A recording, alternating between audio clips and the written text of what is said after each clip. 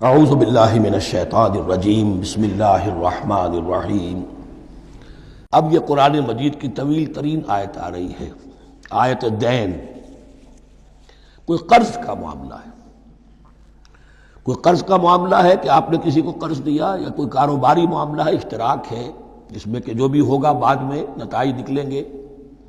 ان سب کے بارے میں حکم ہے کہ لکھ لیا کرو۔ ہم کیا کرتے ہیں قرض دیتے ہوئے، اب دوست ہے، بھائی ہے، عزیز ہے، کیا لکھوانا، اس سے کیا کہے گا، اعتماد نہیں ہے۔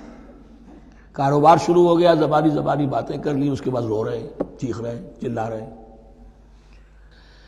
یا ایھا الذین آمنوا اذا تداینتم بدین الی اجل مسمى فاکتبوہ، اے اہل ایمان جب بھی تم کوئی معاملہ کرو قرض کا ایک وقت معین تک کے لیے، ایک تو وقت معین ہونا چاہیے، یہ قرض دے رہے ہیں کب واپس ہوگا، فاکتبوہ تو اس کو لکھ لیا کرو۔ یہ فعل امر ہے، الامر للوجوب، واجب ہے یہ۔ وَلْيَكْتُبْ بَيْنَكُمْ كَاتِبٌ بِالْعَدْلِ، اور چاہیے کہ کوئی لکھنے والا تمہارے مابین عدل کے ساتھ، لکھنے والا کوئی ڈنڈی نہ مار جائے، انہیں بھی چاہیے کہ وہ صحیح صحیح لکھے۔ وَلَا يَأْبَ كَاتِبٌ أَن يَكْتُبَ كَمَا عَلَّمَهُ اللَّهُ فَلْيَكْتُبْ، اور کسی بھی شخص کو جسے اللہ نے سکھایا ہوا ہے کتابت لکھنے کا کام، تو اس کو انکار نہیں کرنا چاہیے لکھنے سے۔ اللہ نے اسے یہ علم دیا ہے، اسے چاہیے کہ لکھنے، اس لیے کہ اس معاشرے میں پڑھے لکھے لوگ تو بہت کم ہوتے تھے۔ اب بھی یہ ہوتا ہے، عرائض نویس وغیرہ ہوتے ہیں، وثیقہ نویس ہوتے ہیں، پیسے دے کے ان کو جو لکھواتے ہیں، لیکن اگر کوئی وثیقہ نویس جو ہے بے ایمانی کرے اور لکھنے میں کوئی کمی کر جائے تو جو جس کے اوپر ذمہ داری ہے اسے نقصان پہنچ جائے گا۔ وَلْيَكْتُبْ بَيْنَكُمْ كَاتِبٌ بِالْعَدْلِ، اور چاہیے کہ لکھنے والا تمہارے مابین انصاف کے ساتھ لکھے۔ وَلَا يَأْبَ كَاتِبٌ أَن يَكْتُبَ كَمَا عَلَّمَهُ اللَّهُ فَلْيَكْتُبْ، اور نہ انکار کرے کوئی لکھنے والا اس سے کہ وہ لکھے جیسے اللہ نے اسے سکھایا ہے، تو لکھنا چاہیے۔ وَلْيُمْلِلِ الَّذِي عَلَيْهِ الْحَقُّ، لکھتے وقت املا وہ کرائے جس کے ذمے رقم آ رہی ہے، جس پر حق آ رہا ہے، علیہ الحق، وہ لکھوائے۔ جس کا مال ہے وہ نہ لکھوائے، جس پر ذمہ داری آ رہی ہے وہ لکھوائے، کہ میں کیا ذمہ داری لے رہا ہوں۔ وَلْيَتَّقِ اللَّهَ رَبَّهُ، اور اللہ سے ڈرتا رہے اپنے رب سے۔ وَلَا يَبْخَسْ مِنْهُ شَيْئًا، اور لکھوانے میں اس میں سے کوئی شے کم نہ کر دے۔ فَإِنْ كَانَ الَّذِي عَلَيْهِ الْحَقُّ سَفِيهًا، اب اگر وہ جو مقروض ہے، جو قرض لے رہا ہے، جس کے ذمے کوئی ذمہ داری آ رہی ہے، وہ ناسمجھ ہے یا بوڑھا ہے، ضعیف ہے، اور لا يستطيع ان يمل، یا اس کے اندر یہ اتنی صلاحیت نہیں ہے کہ املا کرا سکے، یہاں املا کے معنی میں ہے، ہوا فَلْيُمْلِلْ وَلِيُّهُ بِالْعَدْلِ، تو اگر وہ نہیں املا کرا سکتا تو اس کا کوئی ولی ہو، اس کا کوئی وکیل ہو، اس کا کوئی اٹارنی ہو، وہ اس کی طرف سے اس کو لکھوائے۔ وَاسْتَشْهِدُوا شَهِيدَيْنِ مِن رِجَالِكُمْ، یہ ایک آیت چل رہی ہے، ابھی پورے رکوع کے اوپر ایک آیت پھیلی ہوئی ہے، سوائے آخر میں تھوڑا سا حصہ دوسری آیت آئے گی۔ وَاسْتَشْهِدُوا شَهِيدَيْنِ مِن رِجَالِكُمْ، اور گواہ بنا لیا کرو دو اپنے مردوں میں سے۔ فَإِن لَّمْ يَكُونَا رَجُلَيْنِ، اور اگر دو مرد دستیاب نہ ہو، فَرَجُلٌ وَامْرَأَتَانِ، تو ایک مرد اور دو عورتیں، ممن ترضون من الشہداء، اور وہ بھی دونوں کے نزدیک مقبول ہوں شہداء، کہ ہاں دونوں کو اعتماد ہے ان پر۔ اب یہ جو سوال آ گیا کہ ایک مرد کی جگہ دو عورتیں، دو مرد یا پھر ایک مرد کا ہونا تو لازم ہو گیا، محض عورت کی گواہی نہیں چلے گی، لیکن اس کا آیا مسئلہ ہر قسم کے معاملے کا ہے یا قرض اور مالی معاملات میں وثیقہ نویسی کا، یہ ایک علیحدہ مسئلہ ہے۔ یہ تو باتیں پھر فقہا کے ہاں تفصیل سے ملتی ہیں، لیکن یہ مسئلہ موجود ہے کہ دو مرد، اور اگر دو مرد دستیاب نہ ہو تو ایک مرد اور دو عورتیں، تو سوال تو پیدا ہو گیا کہ کیا عورت کی گواہی عادی ہے؟ ان تضل احداہما فتذکر احداہما الاخری، مبادا ان میں سے کوئی ایک بھول جائے تو یاد کرا دے دوسری۔ عقلی سوال پیدا ہو گیا، کیا مرد نہیں بھول سکتا؟ کیا جواب ہے اس کا؟ جواب یہ ہے کہ واقعتاً اللہ تعالیٰ نے عورت کے اندر نسیان کا مادہ زیادہ رکھا ہے۔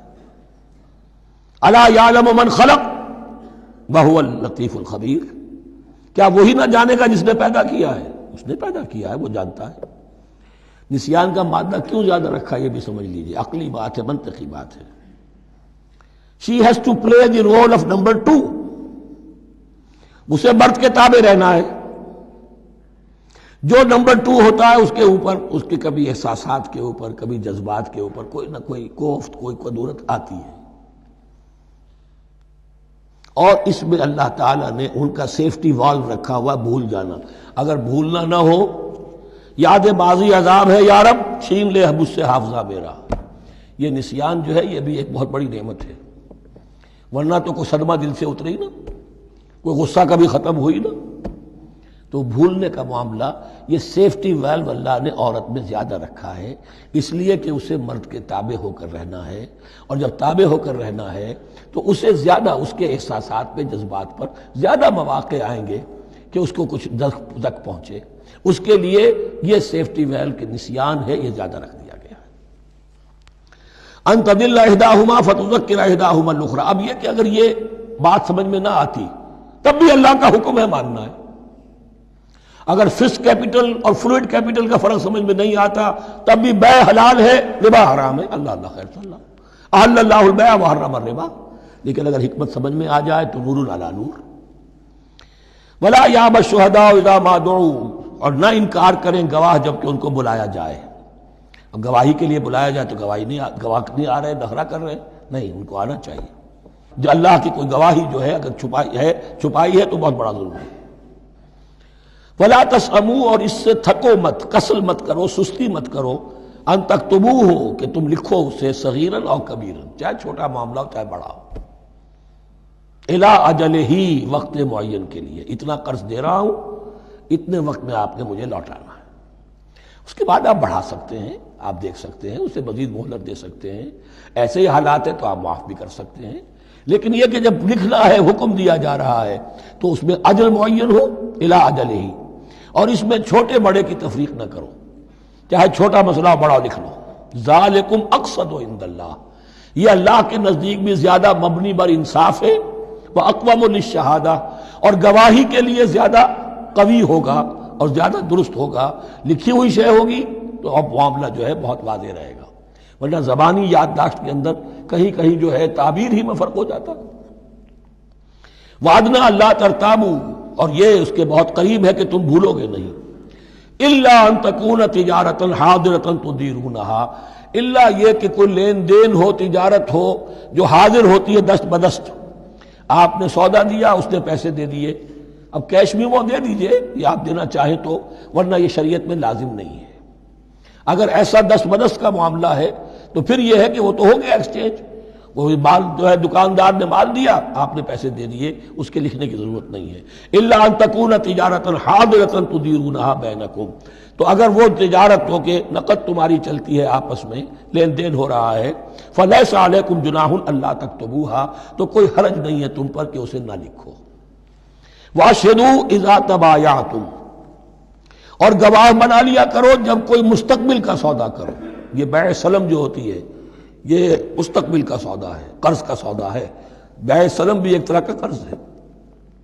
آج آپ طے کرتے ہیں کسی شخص سے، کسی کاشتکار سے، زمیندار سے کہ اگلا موسم جو آئے گا فصل کا، گیہوں کی فصل کا، تو اتنے روپے من کے حساب سے 500 من گندم میں آپ سے لوں گا.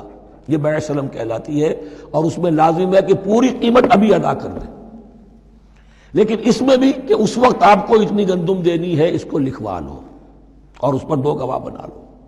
واشہدوا اذا تبایعتم ولا یضار کاتب ولا شہید. اور نہ نقصان پہنچایا جائے کسی لکھنے والے کو یا گواہ کو، اور نہ نقصان پہنچائے کوئی لکھنے والا یا گواہ. یہ یضار دونوں کے لیے آ جائے گا. یہ معروف بھی ہے اور مجرور بھی ہے. نہ ضرر پہنچایا جائے اور نہ ضرر پہنچائے، نہ کوئی کاتب اور نہ کوئی شہید گواہ. وَإِن تَفْعَلُوا. اگر تم ایسا کرو گے، نقصان پہنچاؤ گے، فَإِنَّهُ فُسُوقٌ بِكُمْ. تو یہ تمہارے لیے بہت بڑے گناہ کی بات ہوگی. وَاتَّقُوا اللَّهَ. اللہ سے ڈرو. وَيُعَلِّمُكُمُ اللَّهُ. اللہ تمہیں تعلیم دے رہا ہے. وَاللَّهُ بِكُلِّ شَيْءٍ عَلِيمٌ. اللہ ہر چیز کا علم رکھنے والا ہے. یہ ایک آیت ہوئی ہے. آخری پارے کی میرا غالب 4 5 6 صورتیں جمع کر لے تو جا کر ہی ایک آیت کا حجم برابر ہوگا. جو میں نے کہا تھا کہ آیات کی تعیین توقیفی ہے، یہ ہمارے حساب کتاب سے، گرامر سے، منطق سے، علم بیان سے کوئی تعلق نہیں اس کا. صدق اللہ العظیم.